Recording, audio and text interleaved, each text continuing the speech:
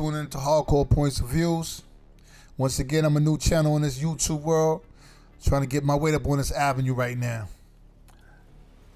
Today, ladies and gentlemen, we got a miscarriage of justice in the Jay-z Diddy case. Our Jay-Z motion was denied, and the alleged victim was allowed to remain anonymous for now. I'm going to get straight to it. I think that this is all cap. I think that Tony Busby orchestrated and masterminded this whole situation.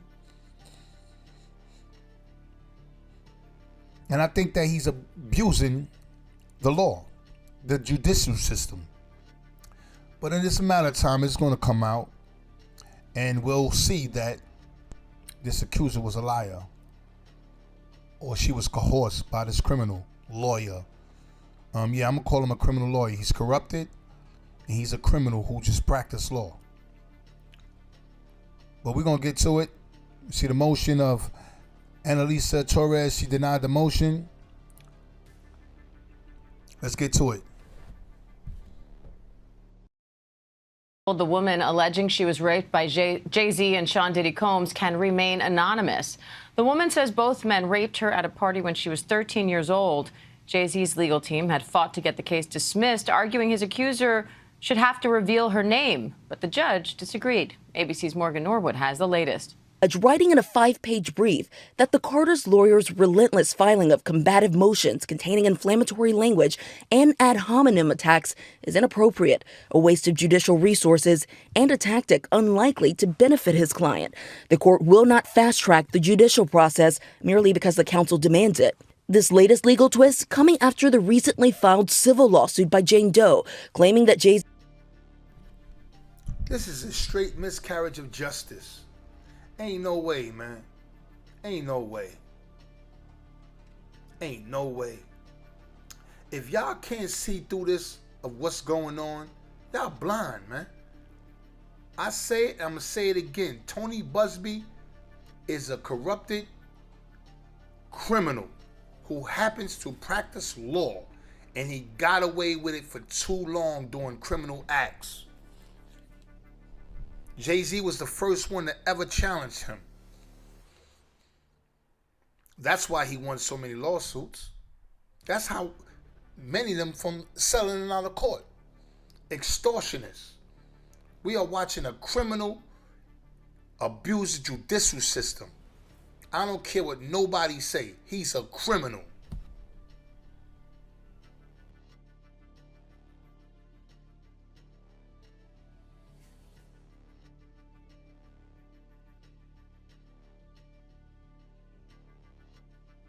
According to the news, Jay-Z's effort to dismiss a case accusing him of raping a thin 13-year-old girl in 2000 have been denied by a judge who also granted the Jane Doe accuser the ability to proceed anonymously. Despite efforts from the rap mogul's legal team to have her reveal her identity publicly, Jay-Z, whose given name is Sean Carter, has vigorously denied the accusations. In order filed on Thursday, Judge Annalisa Torres penned a scathing decision condemning Carter's lawyers' aggressive tactics and moving to dismiss the case.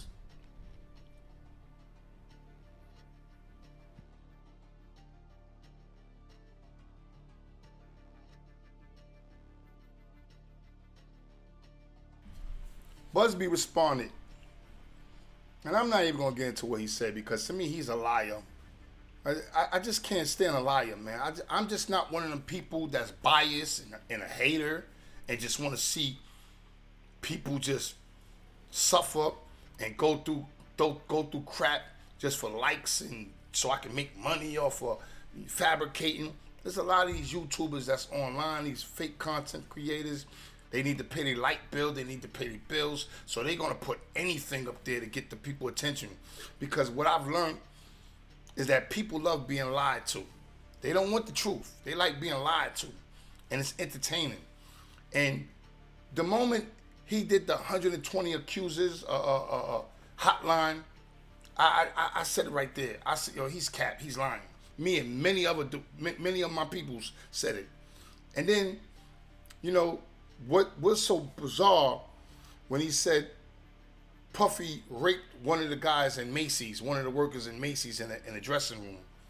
Do you understand, all my New Yorkers, if you from New York, if you're not from New York, you wouldn't understand it. But if you from New York, Macy's is on 34th Street. Do you know how many people's on 34th Street? It's not like one of these small towns. New York is overpopulated, overcrowded if you ever been in New York. And Macy's on 34th Street? If P. Diddy was to walk in Macy's on 34th Street, it would be a mob behind him. So for him to go into a dressing room and rape somebody in a dressing room, come on, this is just absurd and crazy. And for the lawyer to even come up with stuff like this dude is wow. Imagine the things that he cook up and think about in his mind when he home. His response saying, just because she made inconsistencies, and her father may have forgot, putting stuff in people's mind and just coming up with things to cover himself because he know what he did. I'm going to say it and I'm going to say it again. Tony Busby, he planted this. Jane Doe is a plant. And she messed up the script when she got on NBC and she forgot her script of what she was supposed to say.